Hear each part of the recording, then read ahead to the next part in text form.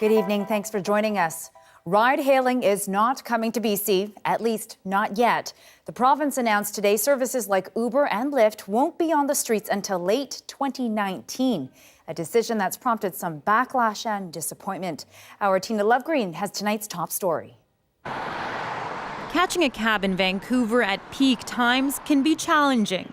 So there has been a growing demand to see ride-hailing companies hit the streets. And today the government announced it will allow for it, but it likely won't happen until September 2019.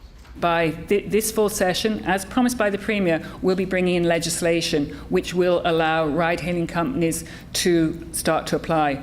Transportation Minister Claire Trevena said it wants to protect the safety of drivers and passengers. Plus, it wants to make sure taxi companies aren't negatively impacted. We wanted to make sure we're adding, not taking away from good local jobs. The government says it will increase the number of taxis on the road immediately by 15%.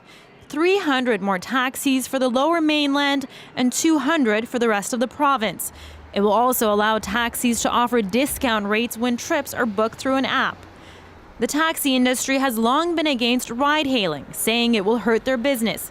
We tried to get a response from the Vancouver Taxi Association, but no one was available by the time we went to air. Ride-sharing advocates say the timeline is a letdown. I think the government's taking a cautious approach. And consumers say they're tired of waiting.